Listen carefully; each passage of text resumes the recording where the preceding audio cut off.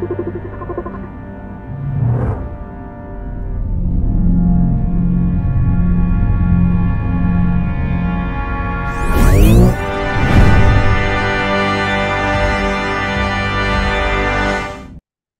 fellow travelers, and welcome to the Versus Stars podcast. Oh, my loyal listeners, thank you for your continued support. And remember, click that subscribe button, everybody. It's an amazing episode because Kelly Thompson boards the Muller ship. You know her as the writer of Captain Marvel. She is now the writer and creator of Black Cloak from Image comic books. Come aboard as we go traversing the stars. Hello, Miss Thompson. Thank you so much for coming to the Versus Stars podcast. Thank you. Thanks for having me. It's a great name of a podcast, by the way. Oh, thank you so much. I enjoyed it. It took me a long time to come up with it too. That's hard. Titles are hard. I always feel like there's something wrong with a project if the title's like not coming to me well. And that's actually, I think, not true, but it is how I feel a lot of the time. It is hard, especially to come up with an original name, because every time I think I come up with a good name, I find someone else beat me to it. Yes, that is. And if you're in comics, it's especially a fun thing. Because every superhero name has already been taken. But yeah, it's great. Black Cloak, ironically, I really struggled on that, but it's settled in. This is why I say it's wrong, because it took us a really long time to land on that. But like, I'm really happy with it. Like, I feel like I got no problems with it, and I can't believe it wasn't always the title. It feels so right to me. So it's I'm going to try to keep it in mind the next time I struggle, because I do get in my head about it where I'm like, is something wrong with this project that I can't come up with this title? Like, why is that happening? So was Black Cloak always the name of the type of character in the comic book, or did you always have that as a name there, but you never thought about making it the title? Yeah, no, it wasn't. That wasn't what they were called. It was originally, I think the very first iteration of this project was called The Red, and the Black Cloaks were called The Red. I changed that for a few reasons, including it just felt too generic, but also, J.H. Williams had a big return to comics this past year with like a Red Riding Hood twist on a book that really focused on the Red Cloak. And I was like, we gotta move away from that, or, we're either going to look like an also ran, or, it's not great. So I had already pushed that aside, but I knew I needed another name for what my detectives were in this world, or what my homicide detectives were. And I thought that the key might be in there, but man, it was many weeks of like, thinking about it and then beating your head against a wall and returning to it and whatever, and like staring at lists of words and names and things, and took a while, but again, I'm super happy with it. So this was a good learning experience for me, because that has always been a thing that tripped me up when I felt like I didn't have the right title. So now I've learned it can still work. Don't give up. Well, like you said, sometimes the title does take a while to grow on you. I think even Traversing the Stars, I think when I first thought of it, I think I passed it by because of the length of the title. But then after a while, I was like, it kept just popping my brain just randomly. Like, it's the title. Yeah. I mean, it's the name of the show. Yeah. It feels good when like your sort of instinct tells you that, Yeah, there's another title that I really I was too excited about it, and I started putting together my social media based on it, and then I found another podcast that had the name. I was so pissed off. It's always heartbreaking. I hate that. But do you find now that you prefer what you have, or do you still feel like, oh, you wish you could have used it? I must admit, I think it's fitting the type of show better, and it grew on me. And then with using the title, and I do a lot of interviews with people like from Star Trek and Stargate. It just kind of seems like have like this natural flow to it. But the other name, every once in a while, pops in my brain. I'm just like, oh yeah.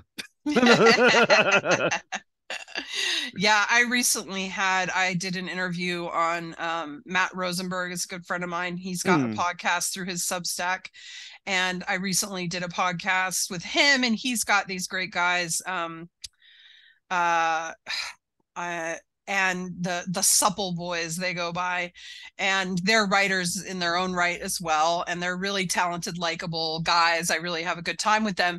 But they were telling me about one of their first projects that they were working on, and they said the title, and I was like, now I have to murder you guys. Because it's a great title, but it means I can't use one that I've been like had in my back pocket for something for a while. So it's the life it's the of the way it writer. goes. Yep, that's the way it goes. I'm actually launching a Kickstarter in February, and there was a book. I'm not gonna go into it too much, but the title I had in my head, and it's the one that kind of like grew on me, and I had it in my brain for like a year. Yeah. And I posted it. And I made my Facebook account and Twitter account all over it. And another indie book had the same title, so now I have to do like this weird like subtitle thing to it. It's I tough. can't live this. You're gonna love this. I mean, this is a very weird start to a podcast, but it's the titles episode, I guess, because I did Kickstarters for 2 novels, and I'm not lying when I say that in both cases, concern that someone was going to get to the title before I got my work out there Yeah. was part of why I went to Kickstarter, because in both cases I had an agent, and I was sort of we had tried or were still trying the sort of the traditional publishing route. Mm-hmm. And at some point I was like, I'm in love with these titles for these books, and I'm never going to forgive myself if someone gets to them first. I mean, they were years apart that I had those thoughts, but I had those thoughts on both of them. And it was part of the motivating factor of deciding to go through Kickstarter was I want to stake my claim on these. If I just had a trademark lawyer, I could have maybe done that instead. Kickstarter's just easier. Now. Yeah, now I have got a trademark lawyer, but back then I was just a babe in the woods. So well, but I mean, listen, story killers, that's amazing. You don't want anyone to take that. And it was so perfect for my book. I was terrified, you know? Well, I think I find the same thing with creating a story where you get a story in your head and you just it marinates for a while and you get really excited about it. But every so often you do that and you find something close enough that you feel like you may not be able to use. That kills me even more than the title. Well, for sure. I mean, that's devastating when that happens. And I mean, I think a lot of writers, or maybe just me, live in fear of, am I doing something that's really close to something that's already out there? Because there's just so much. You can't know everything. You can't be aware of everything. You know, you try to do your due diligence and make sure. But, you know, sometimes I'll be like, oh, I've never heard of anyone doing this. And I'll like put in a Google, and then it's like everywhere. And I'm like, have I been living under a rock? Like that I didn't know this was a thing. So, you know, I think it's a hard thing. I think at least in the case of stories, even if people have similar ideas, especially if they're more high concept ideas, you know, there's the magic really comes in the execution of how someone's personal vision tells that story, right? So even if you've got 2 sort of similar ideas, those might create completely different books. So I get a little less upset if the high concept idea is similar. But yeah, it's devastating. I mean, we just watched a movie last night that I was like, I think I got to watch this because I don't want my thing to be the same as this, but I'm not positive they are from what I've heard. So I better check.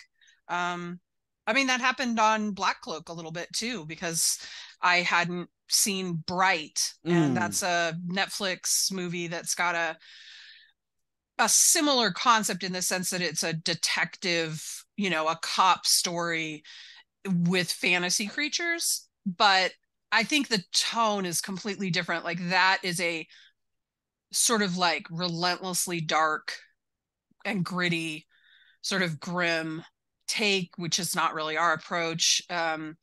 Ours is pretty female forward. I would say that one's very male forward.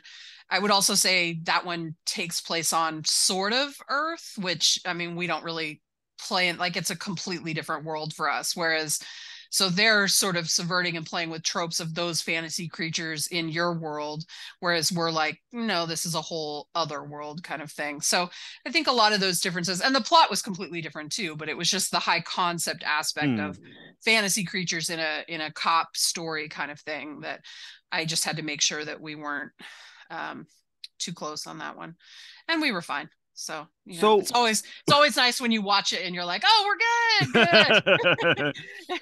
good. So when you have an idea like Black Cloak, right? And I was talking about the idea of like marination of an idea. When do you cross the line between letting it marinate and finally saying it's time to write it down?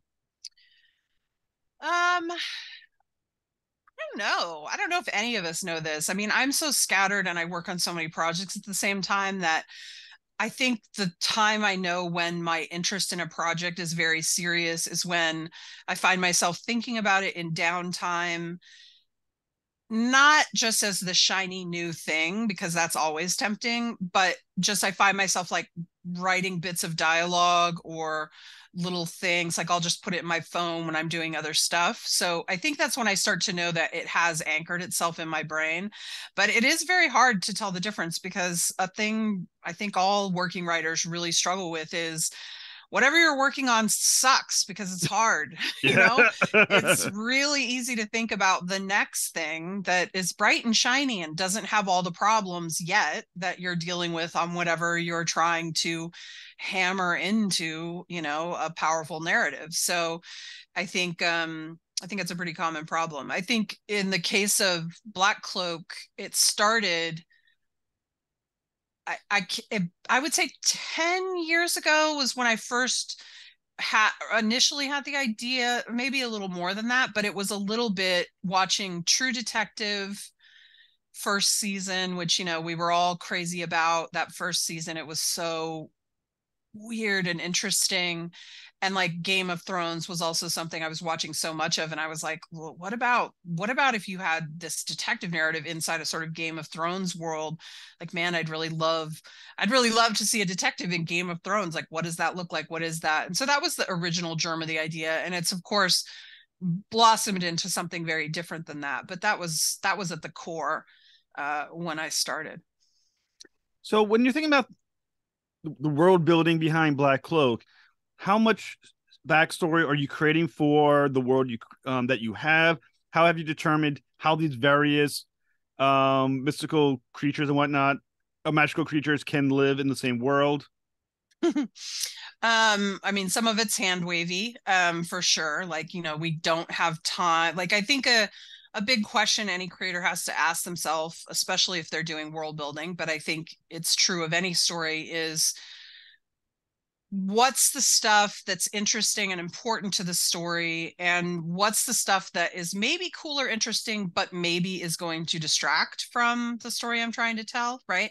Hmm. Like, so for me, it's a big choice of what do you absolutely need on the page, especially because I'm doing this in a little stripped down way, in the sense that except for page one, there aren't narrative captions. So you don't get any exposition dumps or anything. So it's a little more drop you in, and every man for themselves, Hmm. which I couldn't do if I didn't have a collaborator like Meredith, who's such a good storyteller and, brings so much to the table, design wise and world building wise. I mean, a lot of the real flourishes you see are just pure invention of hers. I mean, that's not in the script. I'm giving her the vibe. I'm giving her, the narrative. Hey, we need to move this character to this, to this spot, and they need to discover this and whatever. But, if she's drawing a bunch of unicorns in the background, I probably didn't write that. So like, unless it's very specific to the narrative, but that's a beautiful thing where I just know she's going to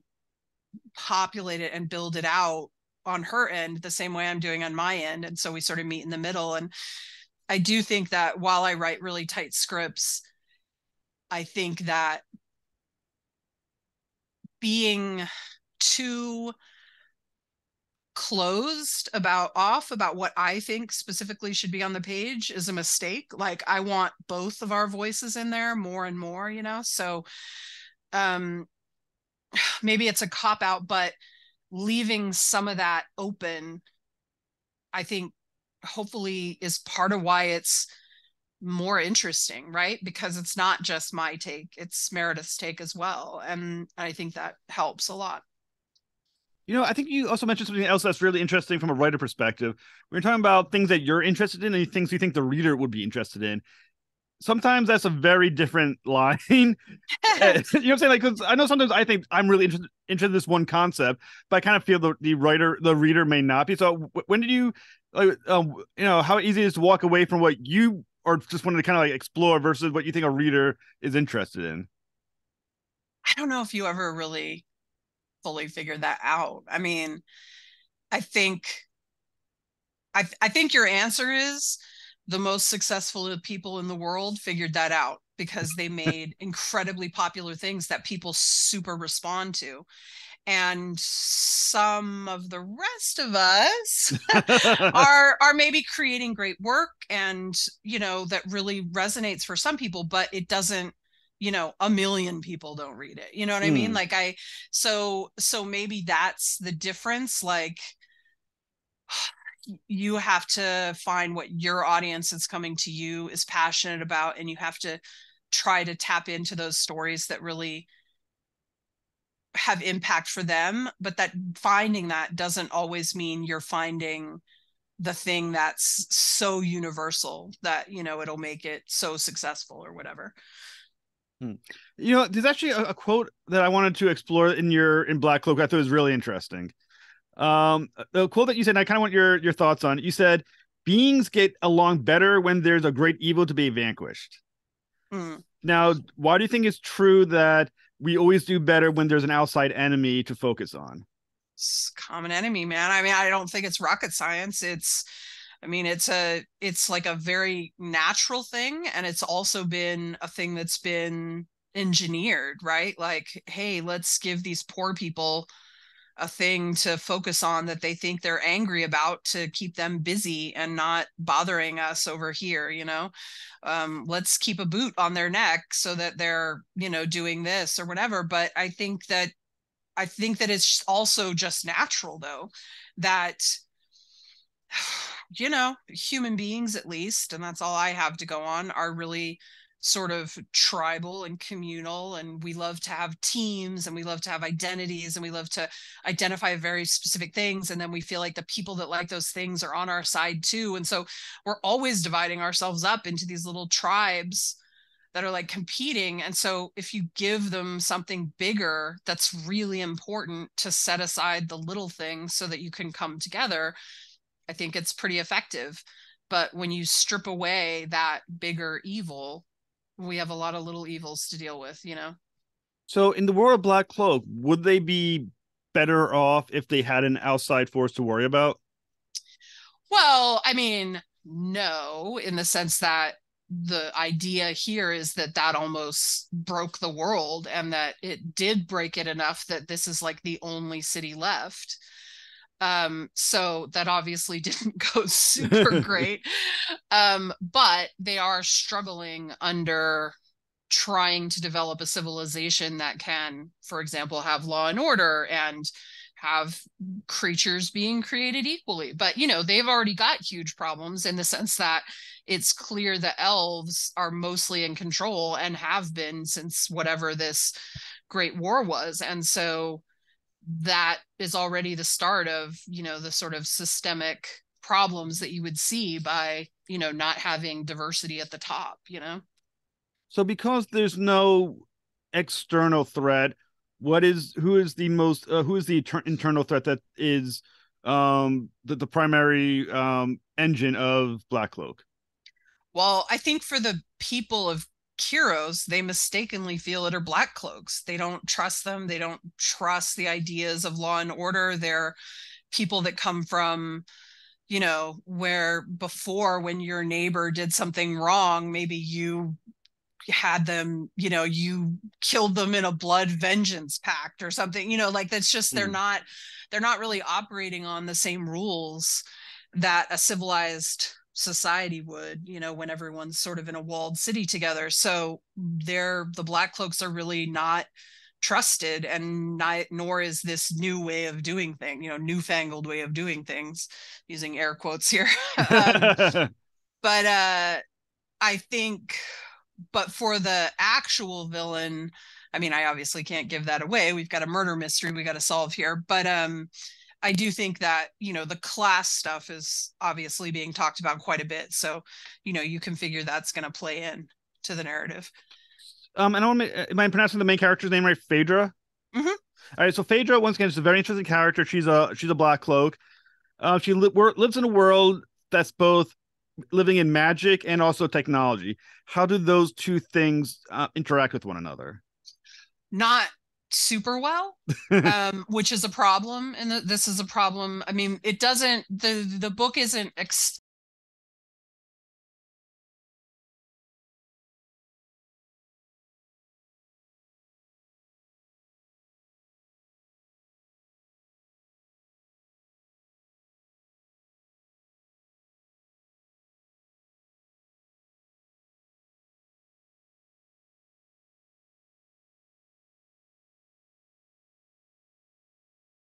it's certainly not made explicit in the first issue. I think you get more and more hints as you go along, but this is a society that is relying on magic, at least in part. And not that technology doesn't exist, but a lot of the stuff that we would expect to be technology is like magically augmented. Mm. Like when Phaedra fires her bullets, we can see that they're magic, at least in part. Same thing for like when they're investigating the crime scene and they use that ID identifier and the gloves he's got, things like that. But that's a big problem in this world that we're sort of driving toward. I mean, in later issues, you see that they're having brownouts, which suggests they don't have enough power to sustain themselves, things like that. So it's definitely a core issue within the mystery. So another interesting aspect about Phaedra is that she's been exiled. What does it mean for her to be exiled? Well, again, I think that's a mystery we're unfolding, so I can't say outright, but it's definitely going to be said. It's going to be revealed. So as you kind of mentioned, the story centers around a murder of a member of the royal family who Phaedra knows. So what is a potential impact of this death on society if how this is going to play out? I think if it was just that this guy died and there wasn't like a lot of controversy around it, it would just be real tragic because he's sort of beloved. He was an heir to a throne. So maybe there are political motivations or whatever, but maybe that's all it is. But because of how his death ties with some of the secrets of Kyros and the reasons he was killed, yeah, it's all connected. It's all well, connected. There's not too much I can say there. I assume you can't go too much into how this impacts Phaedra as far as her past goes, but she's tightly involved in the royal family on some level. How how does this affect her perspective? I think probably in if they'd been doing Law and Order longer, they probably would have not. They probably would have moved her off the case. I mean, we all love a detective narrative where they're emotionally, personally invested, but it's pretty inappropriate. I think that she does have an edge in that royals aren't going to hang out with cops. I mean, they're almost going to hang out with nobody. And so she knows some of those people. She knows how it all works. She knows the insiders, but she's been exiled for a long time and she's not welcome, nor is she entirely safe there, even though she should be safe. She's, it's, there are people who have their own ideas about things. And it's a murder case, so it's like when you're going and interviewing royals, the stakes are pretty high. Mm. And as a member of the Black Cloak, and having been also exiled, is she more hated from above or from below, as it were? Man, it's probably about equal. I guess the only difference would be the people who are royals sort of hate her for the right reasons, in that she did something or made a choice or whatever and they don't like it, whereas the people who hate her from below, she's genuinely trying to help them. I mean, the system might be flawed.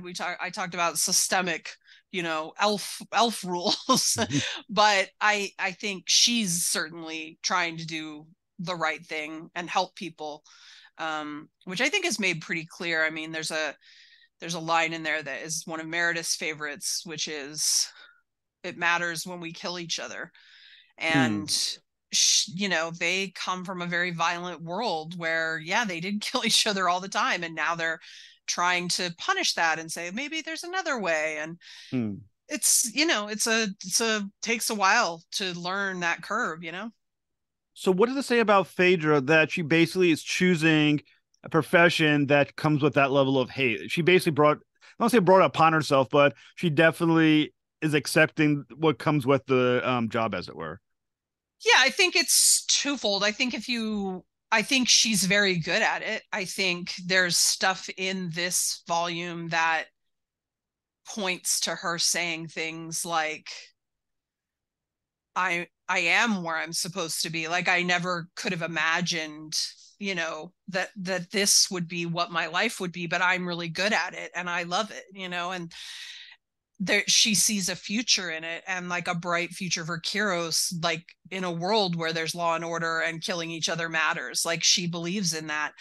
But I think it would be foolish to say that emotionally she didn't go after a job that, yeah, is hated. And what does that say when you're already exiled? I mean, is that self-loathing? Is that, you know, feel like you're fulfilling your own prophecy? Just let me just double down on I'm everybody's enemy. Like I think that's all there for her.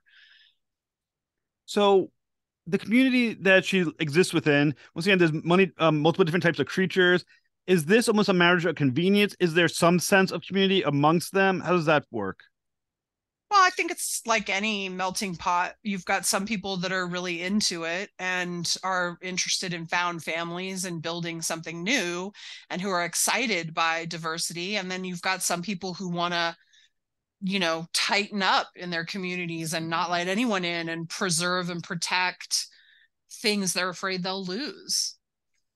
So, what is the role of the royal family within this community? Are they caretakers? Are they just ones of wealth and position?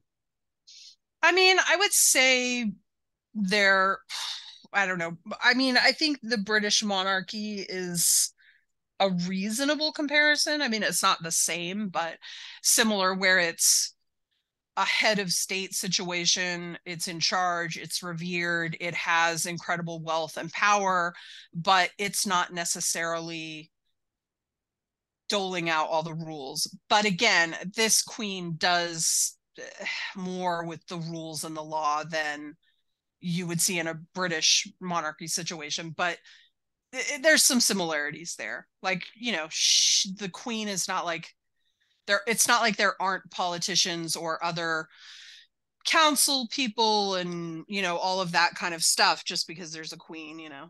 So Well, like I said, I think so. How much of the backstory of Phaedra are we going to be getting? well, quite a bit, because you're gonna get flashbacks in every issue, although the one in issue 3 is sort of non-traditional. But you'll be getting flashbacks in every issue that are mostly Phaedra and her past, as we sort of excavate what happened with her exile and why that's so important.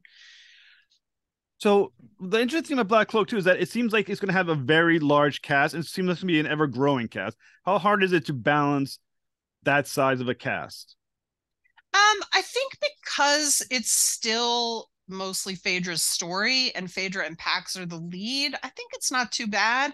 I mean, but maybe that's just because I'm coming from superhero comics where I write a lot of teams and it is hard to juggle, these moments for each of them. Two detectives seems pretty manageable compared to a superhero team of 5 or 6. But I do think that the world building is so exciting. I mean, in issue 3, we introduce a character called Renna that I just fell in love with the design. Meredith did so much. And so she's sort of become a bigger character that we want to do more with now because we just really like her. And I think Meredith, I fell in love with the way she did the mermaids and how all of that worked within the world building. And so we ended up beefing up that role too. So, that was one of the things about keeping the layout or the plot outline structure stuff a little more loose, allowed me to sort of ebb and flow with the things that Meredith was doing that really excited me. As long as I knew where we were headed and sort of working back to lay out the clues, it was nice to have the freedom to kind of explore those things. Sometimes work for hire comics, don't really have that flexibility. Mm. So within the Black Cloaks, are they all in it for the same goals and purposes? Is there a connection, as in as you might find, like if everyone else hates you, you find within the group you get tighter, or is it just as fractured as the rest of society? I don't know. I think that's them finding their tribe a little bit, but it's still fractured, you know? So for Black Cloak, how far ahead are you planning? Is this an ongoing series? This is a mini series? I think ongoing is a little bit dependent on the fans and how well we do. I think we'll know a little better at the end of the month when we've got our FOC numbers and we see. I think we might sell out our first issue and go to a second printing, which would be great. And then Nice. that'll tell us a lot. And then what our attrition is between issue 1 and 2. That'll tell us more. And so we can figure out how much. What we originally planned is for this 6 issue arc, although it will be quite oversized. I think in trade, it'll probably feel more like 8 issues because that first issue is so oversized, and then all of them are a little bit oversized. So it's a big, juicy first arc. We wrap up the mystery, we put a bow on everything for everyone for these questions that you don't want to leave unanswered, but it does kick us into sort of a new direction of what's next. And, I think Meredith and I would love to do that, but I think it depends a little bit on the fans. So can you tease a little bit what's coming up next? No, no, it's too soon. It's too soon. I think it would give away too much of what the big sort of explosive finale is as it wraps up. So is it going to have a monthly production, or is it going to be sort of like Saga, which has 6 months or a few months on, few months off, or is it going to be every It's month? It's definitely monthly. It should be monthly through whatever it is, 6 issues. So June, I guess, January through June. We're already working on 5, so we're well ahead. So nobody needs to be worried about that. But we would definitely need a break after 6, just because we haven't planned yet. To because we're waiting to see how it goes before we buy in for another arc. So Meredith and I both have a lot on our plates. This is a priority for us if the fans want it. So and the more we've been talking about it with the release and everything gets so exciting once people are reading it, I think it stirs up our excitement even more to do it. Like we really want to do Hmm. more. So let's hope the numbers are there and then we can figure out like what arc 2 should be and get started on it. Well, like I said, I thought the first issue was fantastic. You definitely get your money's worth, especially as how many pages? It's like 40 pages, is it? It's actually 51 Oh my story God. pages, I think. Yeah, it's a lot. It's a lot. It's a But like lot. I thought it was fantastic. Do you have a few minutes to talk about Captain Marvel as well? Yeah, sure. All right. So the interesting I think about Captain Marvel is that I think it's just different than what a lot of comics are out there right now. Not for one reason that you've been the writer on it for over 40 issues, which is a rare thing nowadays. It is pretty rare. It is pretty rare. It's been really exciting to get there. Makes us feel pretty good about it. Yeah. So when you kind of have that confidence that you know you are the writer on this comic book, and for especially for the long term, how does that affect you from a writer standpoint? Well, unfortunately, while we have made it to this incredible milestone on Captain Marvel, and it's huge, and I don't want to discount that, we were never far enough ahead that they were like, yeah, plan it out to, it's not like when I was in the 30s, they were like, awesome, we're doing so great, we're going to go to 50. It was always like, okay, we're approved for another arc. What do you want to do? So I still couldn't really lay out long plans the way I maybe would have liked to.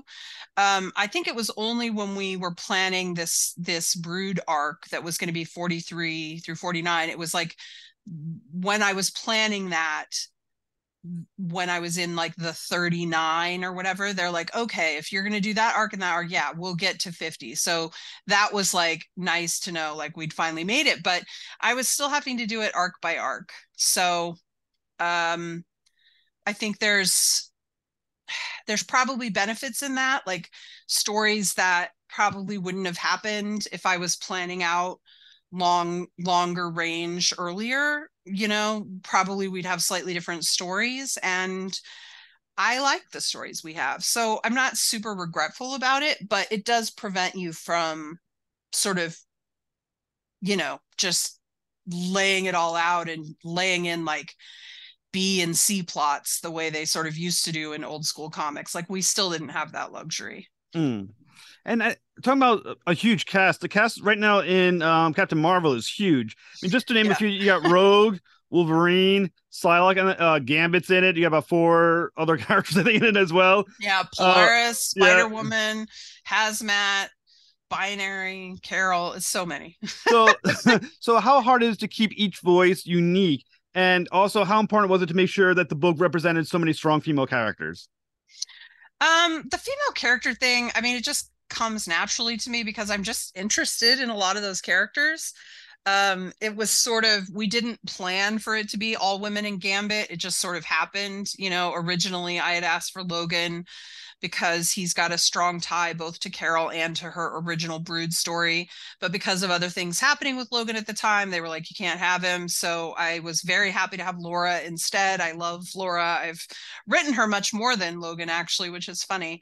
But so it ended up just being Gambit and all these ladies. But I sort of love that because it's sort of a reversal of what we experience for all those Mm. like here's 5 Avengers and a woman Avenger, like but yeah, I mostly just wanted to grab at characters that I'm really excited about.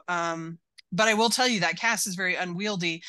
From the jump, I was like, we're gonna have to break it into 2 teams, like in order to get any sort of good, uncrowded, cool moments here. We're gonna have to have 2 missions. So, Well, there's a great moment where I can't remember who says it, but there's a reference that how the Broods know better than to mess with the Wolverines. yes, yes, yes. I think it was really well done. I mean, yeah, they should be. Why haven't they learned their lesson? There's another interesting moment. It's very kind of like a touchy moment. I kind of want you to discuss it a little bit. So there's a moment in issue 45 where Captain Marvel is very proud that she didn't really drink in a simulation that she had. Mm-hmm. So why is that such an important moment for her? Well, so Carol struggles with alcoholism, and I think that the funny thing about that moment is I love that moment for her with Jess, where it's just like a real human sort of moment of relief for her, despite everything horrible going on around them. But I mean, I think she's taking it as a positive, and I think it is positive because it matters to her that she didn't, Mm. fall off the wagon. But I think personally, I don't know that she should be as relieved as she is. I mean, she still did it in the simulation, right? So Mm. what does that say? I don't know, but you know, something for us to excavate later.